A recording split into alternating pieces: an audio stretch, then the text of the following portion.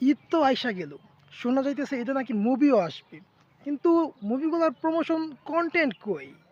আসলে বাংলাদেশে আমার মনে হয় অ ও সব মুভি সবাই বলে যে ঈদে আসবো।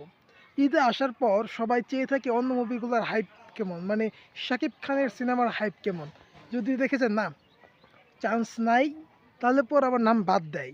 আর যদি দেখে যে না চান্স আছে বা টুকটাক একটু হইলেও হইতে পারে কিংবা কিছু আছে না ওভার কনফিডেন্স ওই টাকলা ইকবালের মতো। তো যদি ওরা যারা আছে ওরাও আবার ঠাইসে দিতেই দেয়। তাহলে হুদায় কি লাভ? ১ম এ এমনি নামটা অ্যানাউন্সমেন্ট করে। আমার কাছে যেটা মনে হয় যে ঈদের মধ্যে যতগুলাই হোক, বড়জোর ৫ টা সিনেমা টিকতে পারে মার্কেটে। মানে হিট হবে এটা বলতেছি না, জাস্ট ৫ টা সিনেমা যোগ্য এই ঈদে আসার জন্য মানে যোগ্য বলতে আসলে আরকি আসার মতো। বাকিগুলা হুদাই।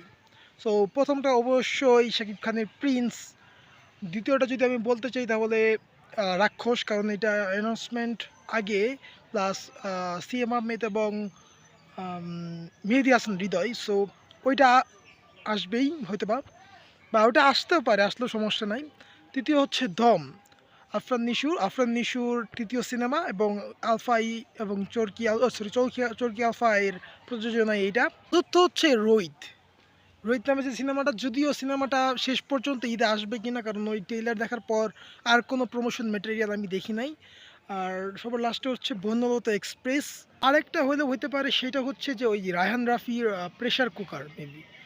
সো এই ৬ টাই তো বেশি। বাকিগুলো তো কম্পিটিশন তো মানে টিকা তো দূরের কথা।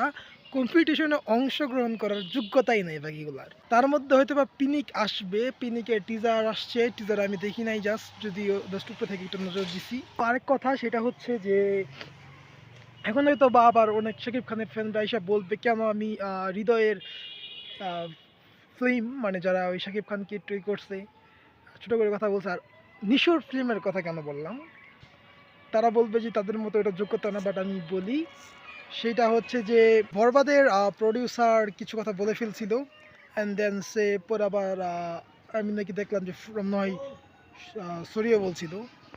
তো আমার মনে হয় যে ওইটা আহামরি বিগ কোনো ইস্যু না। বাট সবশেষে যেটা কথা হচ্ছে সেটা হচ্ছে যে কোয়ালিটি বলেন, কনটেন্ট বলেন কিংবা আপনি মেকিং এর দিক থেকে বলেন এই ৪-৫ টা মুভি এগুলাকেই আমি জাস্ট মনে করি যে আসার মতো। বাকিগুলো দেখা যাবে আসবেও না। আসলে পরেও একবারে এখন থেকে তো আহামরি প্রমোশন করতেছে না। সো কোনো হল তো পাবেই না। ওটা সব শাকিব খানের দখলে। হল তো ওই রাক্ষস আর কি আ 'ধম' এই ২ টাও তো হল পাবে না। বড়জোর ৪-৫ টা করে হল পাইতে পারে। যেখানে ডাবল হল আছে ওইখানে। আর হচ্ছে যে কয়েকটা মাল্টিপ্লেক্সে শো পাবে। বাকিগুলা মাল্টিপ্লেক্স পাবে। আর এর বাইরে যেটিগুলা আছে এইগুলা কিচ্ছু পাবে না। তো ওইগুলা চায় থাকে যদি 'প্রিন্স' না আসে, যদি চিপা-চাপা দিয়ে একটু রিলিজ দিয়ে দেওয়া যায়।